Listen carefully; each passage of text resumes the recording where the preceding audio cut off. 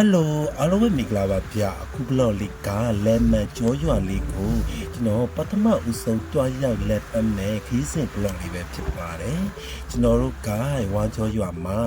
နေ့၄နာရီကတည်းကစပြီးတော့ထွင်လာတာပေါ့နော်ခုဆိုရင်နေလုံးကြီးတော့စပြီးတော့ထွင်လာပါပြီဖြည်းဖြည်းနဲ့ကျွန်တော်တို့လက်မကျော်ကိုနော်အဝေးကနေတရေရေနဲ့မြင်တွေ့နေရပါတယ်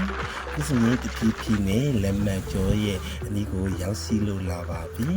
ဝေးကနေလက်မကျွမ်းလေးကိုမြင်နေရတော့ရန်ကိုပြောခဲ့ရပါတယ်ခုဆိုရင်တော့ကျွန်တော်တို့ဂျုံဘုံကိုသွားပြီးတော့ဂျုံရဲ့အလားလေးကိုကျွန်တော်တိုက်ပြမှာဖြစ်ပါတယ်ခုဆိုရင်တော့ဂျုံဘုံကိုတော့ရောက်ပေါ်တော့ဂျုံဘုံရောက်တာနဲ့ကျွန်တော်တို့ဒီမှာပေါ့နော်သူတို့လက်မရွာမှာကရွာကို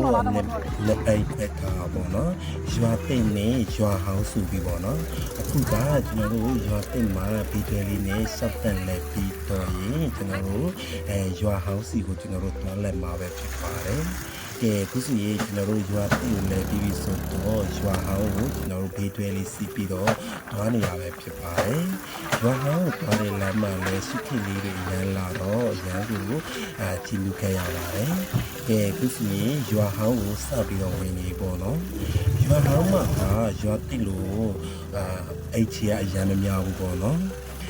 ဒီရွာဟောင်းရဲ့တရားလေးကိုလည်းကျွန်တော်တို့တရားဟောင်းလေးပေါ့နော်ဒီတရားဟောင်းလေးကနေစုခိတ်လေးကိုလည်းကျွန်တော်တို့ကြည့်ခဲ့ရပါတယ်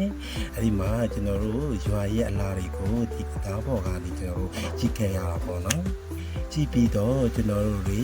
ရွာဟောင်းကနေဒီရဲ့လက်မရဲ့နောက်ကန်းချီစီရဲ့နေရာကိုသွားမှာပဲဖြစ်ပါတယ်ခုဆိုရင်တော့လက်မရဲ့တန်နောက်ကန်းချီကိုရောက်ရှိလို့လာပါပြီရောက်တာနဲ့ရန်ကိုအဟောခဲ့ရပါတယ်ဒီလက်မရဲ့တန်နောက်ကန်းချီကအရန်ရှိပြီးတော့စုခေးလေးတွေပြူလေးတွေကအရန်ကိုလာပြီးတော့ပင်လယ်ထဲမှာလဲပေါ့နော်လေလေးတွေပြီးတော့ဖောင်လေးတွေရှိတော့အရန်ကိုတာယာနေတာပေါ့နော်အဲ့ဒီမှာကျွန်တော်တို့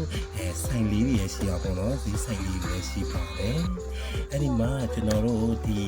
အဖောင်ပေါ့နော်ဝါကျော်အတီတယောက်ကပုံစီပြီးသူတို့စီကိုလာလဲဆိုပြီးပြောတော့ကျွန်တော်တို့စပီပုံလေးနေလာကြတော့ကျွန်တော်တို့အဲ့ဒီဖောင်ကိုသွားလဲမှာပဲဖြစ်ပါတယ်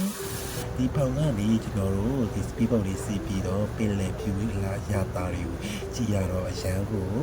ကျဉ်းနှံ့ခဲ့ရပါတယ်ခုဆိုရင်တော့ကျွန်တော်တို့ဒီဖောင်တော့ရောက်လာပြီပေါ့နော်ရောက်ပြီးတော့နားယူနေရပဲဖြစ်ပါတယ်နားယူပြီးတော့ဒီ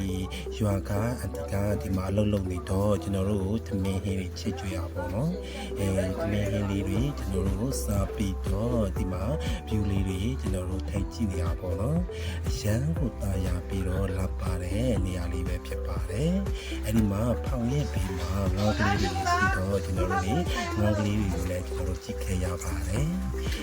ခုဆိုရင်တော့ကျွန်တော်တို့နားယူလိုက်တာပေါ့နော်ဒီနေ့လဲစားပြီးပြီဆိုတော့နားယူပြီးတော့ကျွန်တော်တို့နားယူပြီးတော့ညနေဖေးရောက်တော့ကျွန်တော်တို့ပြန်ပုံမယ်စပီပုတ်လေးပြန်လော့လာတော့အဲ့ဒီမှာကျွန်တော်တို့လက်မကျော်စီကိုပြန်ပြီးတော့ထားရပါတယ်ခုဆိုရင်တော့ကျွန်တော် blog လေးကဒီမှာပဲစုပ်တတ်လိုက်ပါတော့မယ်ပေါ့နော်ကျွန်တော် blog လေးကိုအဆုံးဖြတ်ပေးတယ်မိတ်ဆွေအားလုံးထူးကျေးဇူးတင်ပါတယ်ဒီလက်မရွာလေးကိုလာလဲလိုက်ရတော့ရန်ကုန်နေရာလေးကိုတော်တော်များစုပ်ပြီးတော့ပေါ့နော်ရန်တာရခဲ့ရဒီလက်မတန်တော့တန်ချီလေးကိုလည်းကျွန်တော်တို့တကယ်မတ်တရားနေနဲ့ဒီ blog လေးကိုတင်ချင်းဖြစ်ပါတယ်အားလုံးကိုကျေးဇူးတင်ပါတယ်ဗျ